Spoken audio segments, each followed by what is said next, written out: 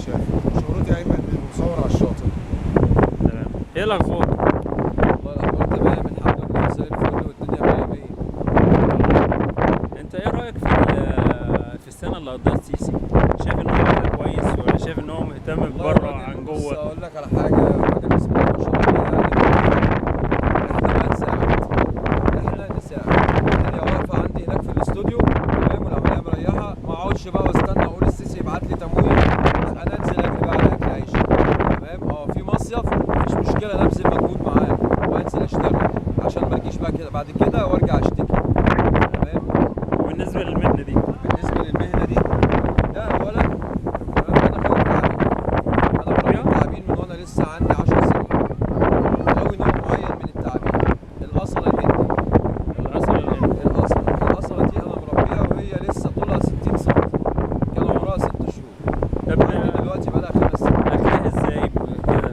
أكلها لو هي احنا حابين ندخل في عالم التعامل. بتاكل الفئران اللي هي التجارب اه. تمام، وبجيب لها فار اسمه ليبستر لونه أسود، بتاكل الأرانب الصغيرة اللي هي الأرانب الرومي. ما تاكلش حاجه ميته؟ لا لا هي لازم تصطاد بنفسها، وفر لها حياة البرية بتاعتها كل شيء. تمام. انت بتقول لازم تستخدم نفسك بالنسبه للبني ادمين، مفيش خطوره ولا لا حاجه؟ لا لا لا طبعا السنان. حضرتك راجل صحفي على النت طبعا، افتح يا باشا كده موسوعة ويكيديا واكتب ثعبان الأصل الهندي، هيظهر لك من السنة نفس التعبان ده. اقرا عن تعبان الأصلة هتعرف ان هو تعبان له أسنان ملوش سنان ملوش سم. تعبان بيعتمد على الأكل بتاعه عن طريق إن هو بيعصر الفريسة بتاعته بيحطمها وبعد كده بيبلعها. تعبان الأصلة تعبان بيتربى في البيوت ويصادق الأطفال ويحب جدا يلعب مع الأطفال، يعني أبسط الموضوع ده. أنا هقول لحضرتك حاجة، صور الولاد عندي في البيت تمام؟ عندي أحمد الصغير 5 سنين بيعشق عويس عويس اللي هو التعبان. التعبان ده عويس. تمام.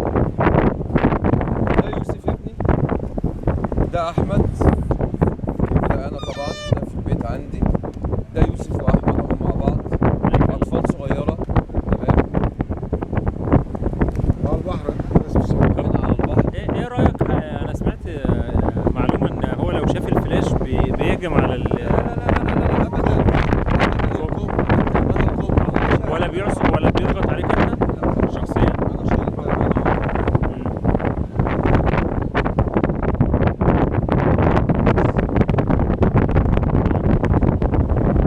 انت شايف ان العمليه دي مجزيه في المصرف؟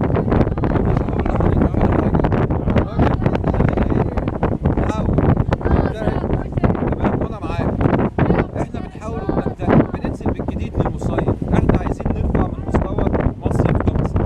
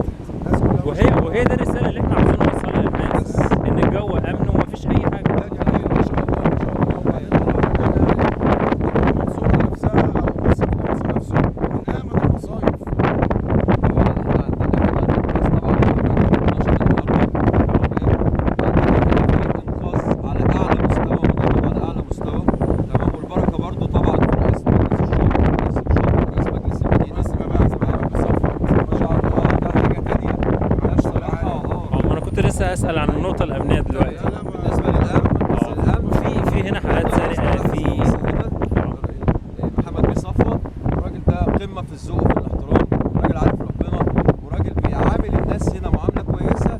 اللي بيغلط احنا نفسنا لازم نقف معاه ونقول له شيل. بس هي صح. تمام. ليه؟ عايزين نرفع من مستوى البلد، عايزين البلد دي تعلى، ودي بلدنا احنا جمصه، احنا بنتكلم بجمصه بصفه خاصه على الجمهوريه بصفه عامه. انا بتكلم عن وطني بقى، مدينتي اللي انت مدينتي ممكن فيه لازم اعلي فيها، لازم اظبطها، ادي لها اشوف ايه الجديد اللي انا هعمله. تمام. الجديد معانا السنه دي الناس خلاص اتصورت مع اللعب ومع حافظ الحاجات دي كلها، ننزل بحاجه جديده. تمام. في النهارده احنا في السوق بالليل، الناس النهارده في السوق بالليل بيتصلوا علينا، ايوه يا كيمو، ايوه يا بيبو، انتوا فين؟ عايزين نشوف التعبان، عايزين نتصور معاه. تمام. جايبين قطع لعبه موجوده ما بيشوفهاش غير في السيرك، احنا وفرناها له هنا. تمام. بالنسبة بيصوروا للسوق عليها بقى. بسعر رمزي. بالنسبه للسوق تمام. بتقف عادي كده ولا لازم تصريح؟ لا اصل السوق عادي. بص يا باشا، بقول لحضرتك بس انا قابلت واحد برضه قال لي لازم تصريح ده وكده. اللي بيفرش معاك اللعب وحاجات. حضرتك بص، ده اللي بيفرش.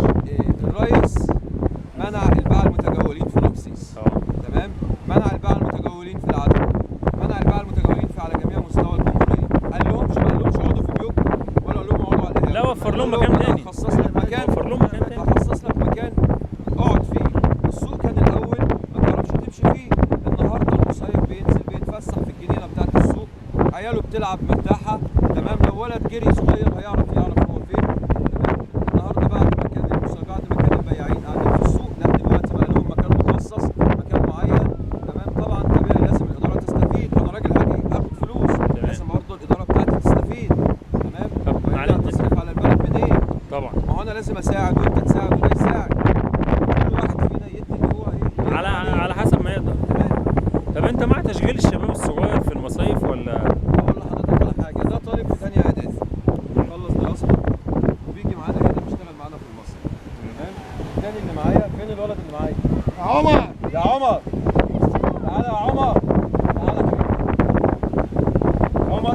يعني حضرتك تقصد تقول مفيش تعارض ما بين الدراسه وما بين لا لا الشغل لا وما طبعا بين اي حاجه؟ طبعا.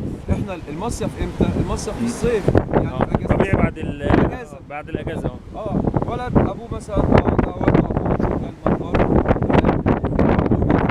ده بيطلع يجيب مصاريفه بيساعد. في نفس الوقت، وفي نفس الوقت شغال في مهنه نظيفه، حاجه طب كويسه. لو رساله عايز توجهها للشعب عشان نقف مع الشعب